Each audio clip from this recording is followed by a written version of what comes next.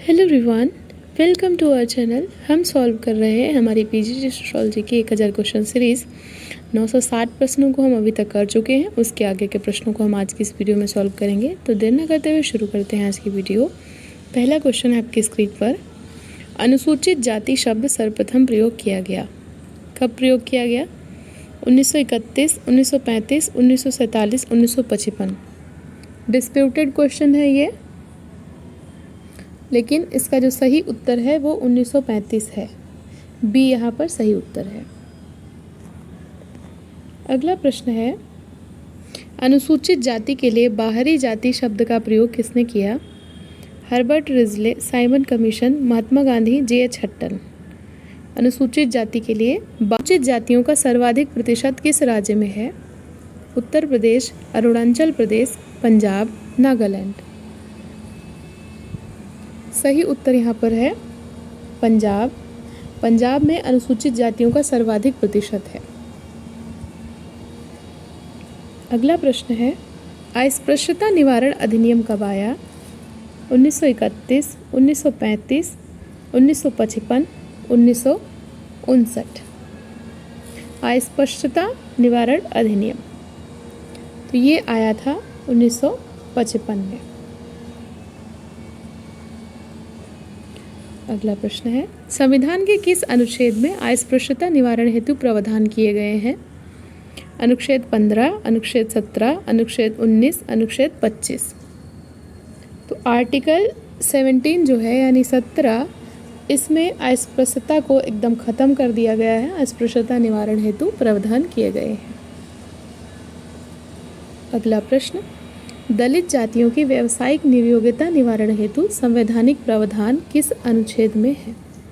कौन सा आर्टिकल है जिसमें जो व्यावसायिक निर्योग्यता है, मतलब जो दलित जातियां हैं वो कोई भी व्यवसाय कर सकती हैं, ये स्वतंत्रता उनको किस अनुच्छेद में दी गई है? 17, 19, 23 या 25? सही उत्तर है अनुच्छेद 19। अगला प्रश्न, अनुसूचित जातियों की धार्मिक निर्योग्यता निवारण हेतु संवैधानिक प्रावधान किस अनुच्छेद में है? तो कौन सा आर्टिकल है जिसमें उनको ये स्वतंत्रता दी गई है कि वो धार्मिक स्थलों पर प्रवेश कर सकते हैं? पहले क्या था, संविधान से पहले जो दलित जातियाँ हैं, जो अनुसूचित जातियाँ हैं, उनको मंदिरों में प्रवेश करने से या पवित्र स्थलों पर प्रवेश करने से रोक दिया जाता था। तो धार्मिक निर्योग्यता निवारण किस आर्टिकल में है?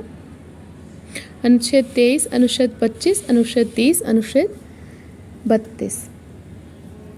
सही उत्तर है अनुच्छेद 25। अगला प्रश्न, अनुसूचित जातियों को शैक्षिक संस्थानों में प्रवेश का अधिकार किस अनुच्छेद में है? अनुच्छेद 25, अनुच्छेद 29, अनुच्छेद 30 या फिर अनुच्छेद 32। तो जो अनुसूचित जातियां हैं वो किसी भी शैक्षिक संस्थान में प्रवेश ले सकती हैं, ऐसा किस आर्टिकल में बताया गया है? तो बताया गया है आर्टिकल 29 यानी कि अनुच्छेद 29 में। बी राइट है। अगला प्रश्न है, अनुसूचित जातियों को लोकसभा में आरक्षण किस अनुच्छेद में दिया गया है? अनुच्छेद 330, अनुच्छेद 332, अनुच्छेद 334 या फिर अनुच्छेद 335? लोकसभा में पूछ रहा है, तो सही उत्तर है यहाँ पर लोकसभा में जो आरक्षण दिया गया है, रिजर्वेशन दिया गया है, वो आर्टिकल 330 के तहत दिया गया है अनुसूचित जातियों को। अगला प्रश्न है, राष्ट्रपति किसी जाति को अनुसूचित जाति घोषित कर सकता है किस आर्टिकल के तहत? 330, 335, 341 या फिर 344? तो जो राष्ट्रपति होता है वो किसी भी जाति को अनुसूचित जाति घोषित कर सकता है, ऐसा प्रावधान दिया गया है अनुच्छेद 341 में। अगला प्रश्न है, अनुसूचित जातियों को नौकरियों में कितने प्रतिशत स्थान आरक्षण के आधार पर दिए गए हैं? 10%, 8%, 15%, 27%? उत्तर है 15% स्थान नौकरियों में जो SC कास्ट हैं उनके लिए रिजर्व किया गया है। अगला प्रश्न, अनुसूचित जातियों हेतु लोकसभा में कितने स्थान आरक्षित हैं? 59, 68, 69, 79। सही उत्तर है 79। अगला प्रश्न है, जनजातियों के लिए राष्ट्रीय उद्यान बनाने का परामर्श किसने दिया था? Majumdar, NK Bose, V Elwin, Ghurye. जनजातियों के लिए राष्ट्रीय उद्यान बनाने की बात इसका जो परामर्श है किसने दिया था? तो वेरियर एल्विन ने ये परामर्श दिया था कि उनके लिए एक अलग राष्ट्रीय उद्यान बनाना चाहिए।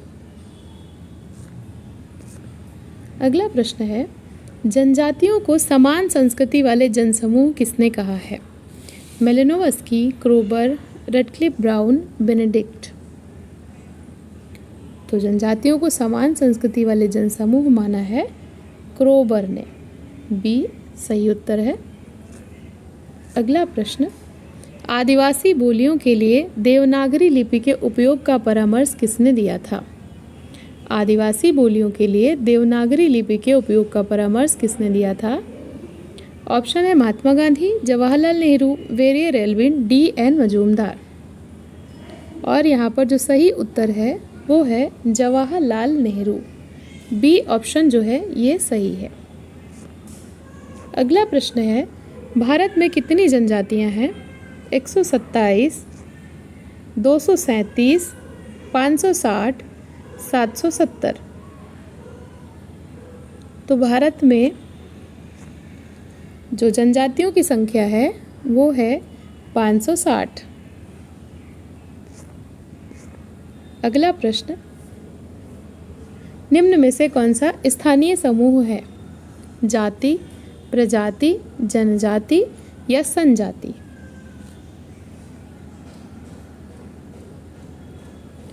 तो यहाँ पर सही उत्तर है